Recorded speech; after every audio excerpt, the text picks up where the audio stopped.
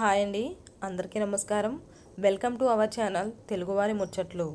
ఈరోజు మనం చెప్పుకోబోయే కథ పేరు విడాకులు. రచయిత ఎం సూర్యప్రసాదరావు గారు. దత్తత తీసుకుందామా? మా ఆవిడ మాటను నేను పట్టించుకోలేదు. మనం దత్తత తీసుకుందామా? అయినా నేను చదువుతున్న పేపర్లోంచి తలెత్తలేదు. ఏమండోయ్, మిమ్మల్నే అడిగేది. మనం దత్తత తీసుకుందామా? చదువుతున్న పేపర్ లాక్కొని మరీ పక్కన చేరింది. ఏమిటే నువ్వనేది? తాపీగా కళ్ళజోడు తీసి కర్చీఫ్తో తుడుచుకొని ఆమె వైపే చూచాను. అదేనండి, మనం ఎవరో ఒకరిని దత్తత తీసుకుంటే బాగుండనిపిస్తుందండి. గోముగా బొంగమూత పెట్టి కళ్ళల్లోకి చూచింది. నీకిప్పుడా ఆలోచన ఎందుకొచ్చిందే? తెలుసుకోవచ్చా? జిల్లా ఎడిషన్ పేపర్ తెరిచి చూపించింది. అది వృద్ధాశ్రమ ప్రారంభోత్సవ విశేషం. అందులో నమోదైన వృద్ధుల వివరాలున్నాయి. వారికి సహాయం అందిస్తున్న స్వచ్ఛంద సంస్థల వివరాలున్నాయి. వృద్ధుల జీవిత విశేషాలున్నాయి. వాళ్ళెందుకు వృద్ధాశ్రమంలో చేరవలసి వచ్చిందో విశ్లేషాలున్నాయి. సెంటర్ స్ప్రెడ్ ఛాయాచిత్రాలతో ఆర్ద్రంగా గుండెలను కనులను చెమరింపజేసేలా కనువిందు చేస్తున్నాయి. వారిలో ఎవరినో ఒకరిని మనం దత్తత తీసుకుంటే బాగుంటుందేమోనని ఆశగా నా వైపు చూసింది. క్షణకాలం ఆమె వైపు చూసి వృద్ధుల వివరాల వైపు దృష్టి సారించాను. నవమాసాలు మోసి రక్తమాంసాలు పంచి ఇచ్చిన కన్న తల్లిని కాలదన్నిన కసాయి కొడుకులు కొందరు. తండ్రి చిన్నతనంలోనే గతించిపోతే కాయకష్టం చేసి పెంచుకున్న కొడుకులు కాదనుకున్న తల్లులు కొందరు. విద్యాబుద్ధులు చెప్పించి పెళ్లిళ్ళు చేసిన తరువాత ఆ కోడళ్ల ఆదరణ ఫలితంగా అనాథులై వృద్ధాశ్రమం చేరిన తల్లులు తండ్రులు మరికొందరు. వృద్ధాశ్రమంలో అధికంగా నమోదైన వారు మహిళలే. ఎప్పుడో చదివిన ఓ మినీ కవిత జ్ఞాపకమొచ్చింది. వాడు అమ్మను ఏడిపించాడు చిన్నప్పుడు అన్నం తినడానికి. వాడు అమ్మను ఏడిపిస్తూనే ఉన్నాడు ఇప్పుడు అన్నం పెట్టడానికి. క్షణకాలం కనుకొనలకు కన్నీటి బిందువులు కనికరించాయి. అందరి వృద్ధుల వెనుక ఓ చరిత్ర ఉంది. అందరిలోనూ ఓ వేదన ఉంది. అందరూ తమ కండల్ని కరిగించి నిస్వార్థంగా పెంచి పోషించిన వారే. అందరి అయిన వాళ్ళు ఉన్నత స్థానాలలో ఉన్నవాళ్లే, రెండు చేతులా సంపాదించేవాళ్లే. అయినా కన్నవాళ్ళు వాళ్లకు బరువైపోయారు. కన్న తల్లులు వాళ్లకు కానివాళ్ళైపోయారు. అందరూ వృద్ధాశ్రమాలు చేరుకున్నారు. ఎప్పుడో చదివిన వేమన పద్యం జ్ఞాపకమొచ్చింది.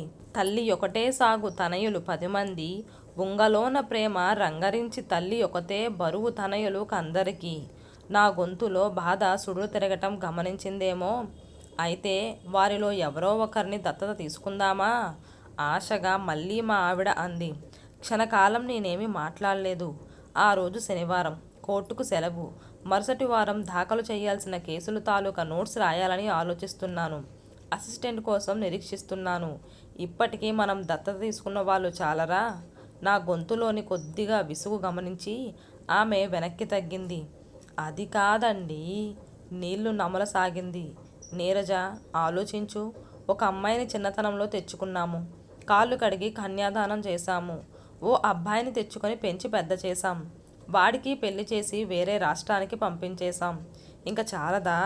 ప్రశ్నార్థకంగా ఆమె వైపు చూశాను. ఆమె గతంలోకి వెళ్ళటం గమనించి నిట్టూర్చాను.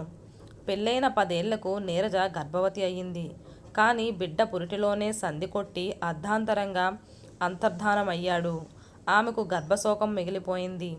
అది పోగొట్టుకోవటానికి ఎవరినో ఒకరిని దత్తత తీసుకుందాం అనుకుంది. యాక్సిడెంట్లో అమ్మా నాన్నలను కోల్పోయిన 5 ఏళ్ల బాలికను అక్కున చేర్చుకున్నాం. దానికి అమ్మా నాన్నలమైనాం. ఏమండి, మనం ఓ అబ్బాయిని పెంచుకుంటే బాగుంటుంది కదండి. ఆమెకు సంతోషం కలిగించే ఏ పనికైనా నేను వెనకాడను. బిడ్డపోయిన స్థితి నుండి, మానసికంగా కృంగిపోయిన దశ నుండి బయటపడిన నీరజ మళ్ళీ వెనుకటి స్థితికి వెళ్లకుండా ఉండాలంటే ఆమె సబబైన కోరికలను ఆమోదించాల్సిందే. అందుకే వరదల్లో కొట్టుకుపోగా మిగిలిన అనాథ బాలుల్లో ఒకడు తనయుడయ్యాడు. వాణ్ణి పెంచి పెద్ద చేశాం. నిజాయితీ గల లాయర్గా పెద్దగా సంపాదించలేకపోయినా ఓ ఇల్లు ఓ కారు ఏర్పరచుకున్నాం. ప్రశాంతంగా జీవించడానికి కావలసిన కొద్దిపాటి ఆస్తిపాస్తుల్ని సమకూర్చుకున్నాం. హాయిగా జీవితం విశ్రాంత జీవనంగా వెళ్లదీస్తున్న ఈ తరుణంలో నీరజ గొంతెమ్మ కోరిక నాకు కొంచెం గాబరా కలిగించిన మాట వాస్తవమే. నీరజ, ఇప్పటిదాకా ఇద్దరిని పెంచి పెద్ద చేశాం. జీవితాల్ని వాళ్ళ కోసమే ఖర్చు పెట్టేశాం. ఇప్పటికే బాగా అలసిపోయాం. ఇంకా మన కోసం మనం జీవిస్తే బాగుంటుందేమో. ప్రశ్నార్థకంగా ఆమె మొహంలోకి చూశాను. నిజమేనండి, మనకంటే పెద్దవారు, వయసైపోయిన వారు, సంతతి చేత నిర్లక్ష్యం చెయ్యబడిన వారు కొందరుండనే ఉన్నారుగా. వారి గురించేనండి నేను ఆలోచించేది. ఆలోచించుకో. అదిగో జూనియర్ వస్తున్నాడు. కేస్ నోట్స్ రాసుకోవాలి. ఏమనుకుందో ఏమో. ఇంటిలోని ఆఫీస్ రూమ్లోంచి వంటింట్లోకి వెళ్ళిపోయింది. వస్తున్నవాడు జూనియర్ అనుకున్నాను, కానీ వచ్చింది మాత్రం నా ప్రాణ స్నేహితుడు, సహన్యాయవాది, మీరు మిక్కిలి పబ్లిక్ ప్రాసిక్యూటర్ రఘురాం. వాడు రావటం ఎప్పుడు చూసిందో. నీరజ వెంటనే కాఫీ కప్పుతో మళ్ళీ ఆఫీసులో ప్రత్యక్షమైంది. బాగున్నావా అమ్మా? రాఘవరాం పలకరించాడు. బాగున్నాను అన్నయ్య గారు, మీరెలా ఉన్నారు? మరో చైర్లో కూర్చుంది. ఈ బావగాడు ఓ విడాకుల కేసు చేస్తున్నాడు. నేను ఓ విడాకుల కేసు కోసం వీడి దగ్గరకు వచ్చాను. విడాకుల కేసా? నీరజ ఆశ్చర్యపోయింది. వీడు నీకేమీ చెప్పడం లేదా? రాఘవరాం కొంచెం గిల్లినట్లు మాట్లాడాడు. చెప్పరు అన్నయ్య గారు, కేసుల గురించి చెబుతారు కానీ విడాకుల కేసు గురించి చెప్పరు. నిష్ఠూరంగా నా వైపు చూసింది. నిజమేరా, చెప్పను. పెళ్లి చేసుకున్నది జీవితాంతం కలిసి ఉండాలని. విడాకుల కేసులు ఒప్పుకునేది వాళ్లకు విడాకులు ఇప్పించడానికి కాదు. నేనెప్పుడూ పాజిటివ్గా ఆలోచిస్తాను. అందుకే విడాకుల కేసుల గురించి నీరజతో చర్చించను. ఆమెను సలహా అడగను, ఆమె సలహా ఇవ్వదు. అవునా నీరజ? నీరజ అవునన్నట్లు తల ఊపింది. పాశ్చాత్య సంస్కృతి దావానంలా భారతీయ సంస్కృతిని చుట్టుముడుతున్న తరుణంలో నూరేళ్లు కలిసి జీవించాల్సిన భార్యాభర్తలు విడిపోవటం బాధాకరమే. విడాకుల కోసం కోర్టును ఆశ్రయించటం ఆనందదాయకమైన విషయం కాదు. అందుకే ఆ జంటలను నా ఆఫీసులో కౌన్సిలింగ్ చేస్తూ ఉంటాను. ఇద్దరిని కలిపి ఒకసారి, విడివిడిగా ఒకసారి కౌన్సిలింగ్ చేసి భేదాభిప్రాయాలు ఎందుకు వచ్చాయో, ఎప్పుడొచ్చాయో తెలుసుకుంటాను. వాటికి పరిష్కార మార్గం చూపించి వారిని ఒప్పించి విడాకుల అప్లికేషన్లు తిరిగి ఇచ్చేస్తుంటాను. అలా వచ్చిన వాళ్ళల్లో ఆడవాళ్లతో నీరజ మాట్లాడుతుంది. ఆమె సూచించే పాజిటివ్ ఆలోచనలలో వారిలో మార్పు తీసుకొస్తాయి.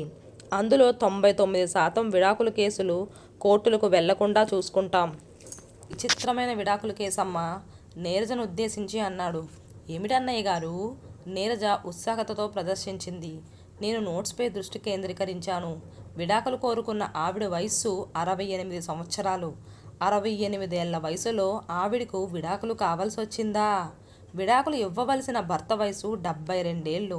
ఈసారి ఆశ్చర్యపోవటం నా వంతయింది. ఏమంటున్నావురా రఘురాం?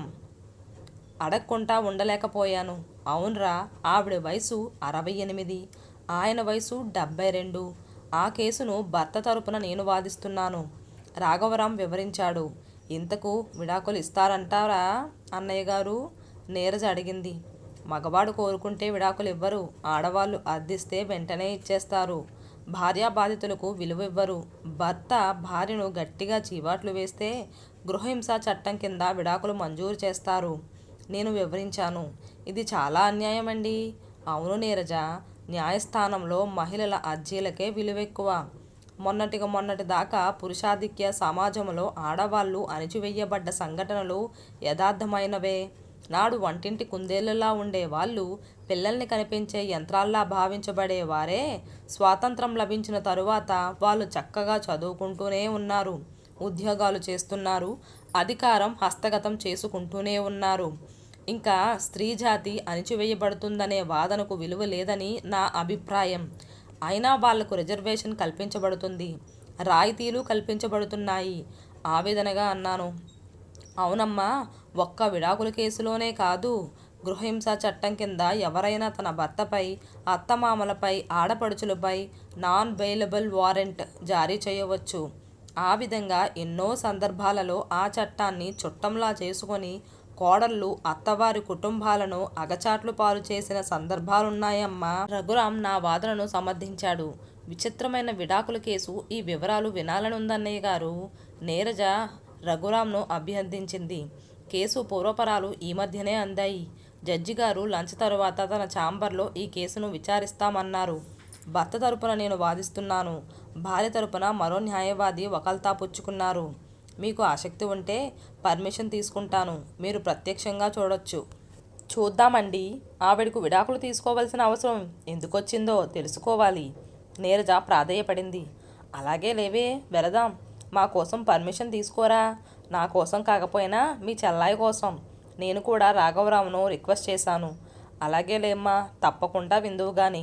నేను చెప్పిన రోజు ఇద్దరు కోర్టుకు రండి. రాఘవరాం అభయం ఇచ్చేశాడు. నీరజ లోపలకు వెళ్ళిపోయింది. ఇద్దరం కొద్దిసేపు కేసుల గురించి చర్చించుకున్నాం. ఆ విడాకుల కేసు హీరింగ్కి వచ్చేసింది. మేమిద్దరం ఆ కేసు వినటానికి కోర్టుకు వెళ్ళవలసిన రోజు కూడా వచ్చేసింది. అప్పుడే విడాకులు కోరుకున్న ఆవిడ కనిపించింది. ఆవిడ కలకల్లాడే కరెన్సీ నోట్ల కట్టలా ఉంది. నిండైన విగ్రహం, కంచిపట్టు చీర, ఒంటి నిండా నగలు, చేతులకు అరడజను బంగారు గాజులు, మెడలో కాసుల పేరు, హారంపై మరో హారం, డై చేయబడిన తుమ్మెదలాంటి జుట్టు, ముఖాన పెద్ద కుంకుమ బొట్టు, చెవులకు మాటీలు. అనకూడదు కానీ ఆమె ఓ అమ్మవారిలా అనిపించింది. ఆమె భర్తను చూసాం. ముగ్గుబుట్ట లాంటి తల, లాల్చీ పైజామా, మాసిపోయిన గడ్డం, లోతుకుపోయిన దవడలు, కొంచెం బలహీనంగా, దీనత్వానికి నిదర్శనంలా, విషాదానికి విలాసంగా కనిపించాడు. జడ్జి గారు ఛాంబర్లో విచారణ ప్రారంభించారు. అమ్మా, మీరిద్దరూ ఎంతకాలంగా దూరంగా ఉంటున్నారు? జడ్జి గారు ప్రశ్నించారు. యువర్ ఆనర్, నాకో పేరుంది. నన్ను మిసెస్ రాణి అని పిలవండి. ఆవిడ మాటలకు జడ్జి గారు నిర్ఘాంతపోయినా క్షణంలోనే తేరుకున్నారు. అలాగే పిలుస్తాను మిసెస్ రాణి గారు. ఇప్పుడు చెప్పండి, 6 సంవత్సరాల నుండి దూరంగా ఉంటున్నాము. అవునా రావు గారు? ఆయన వైపు ప్రశ్నార్థకంగా చూశారు. ఆయన నిజమే అన్నట్లు తల ఊపారు. అందుకే నేను విడాకులు కోరుకుంటున్నాను. రాణి స్థిరంగా అంది. ఎందుకు దూరంగా ఉండవలసి వచ్చిందో రాఘవరాం విచారణ ప్రారంభించాడు. 6 సంవత్సరాలు నా జీవితం హాస్పిటల్కు అంకితమైపోయింది. రావుగారి గొంతులో విషాదం సుడులు తిరిగింది. అంటే అనారోగ్యం పాలై 6 సంవత్సరాల నుండి హాస్పిటల్ చుట్టూ తిరుగుతూనే ఉన్నాను. ఈ 6 సంవత్సరాల కాలంలో ఎప్పుడైనా ఆవిడ నన్ను చూడటానికి వచ్చిందేమో కనుక్కోండి. రాణి లేదన్నట్లు తల ఊపింది. ఎందుకో అప్పటికే విడాకుల కోసం మానసికంగా సిద్ధమైపోయాను. కోర్టు దాకా వచ్చేసరికి ఈ సమయమయ్యింది. రాణి తాపీగా జవాబు చెప్పింది. ఇప్పుడు ఎక్కడుంటున్నారో? రాఘవరాం మరో ప్రశ్న వేశారు. ఒంటరిగానే ఉంటున్నాను. హాయిగా ఉంటున్నాను. నాకిష్టమైన భోజనం చేస్తూ, నాకిష్టమైన జీవన విధానంలో నామా నానా నేను బ్రతుకుతూ హాయిగా, చాలా హాయిగా ఉంటున్నాను. ఒంటరిగానా? ఇంకెవరితోనైనానా? రాఘవరాం గొంతులో వ్యంగ్యం గమనించి వెంటనే రావుగారు అందుకున్నారు. ఎవరితోనో ఆవిడ కలిసి ఉండదు, ఉండలేదు.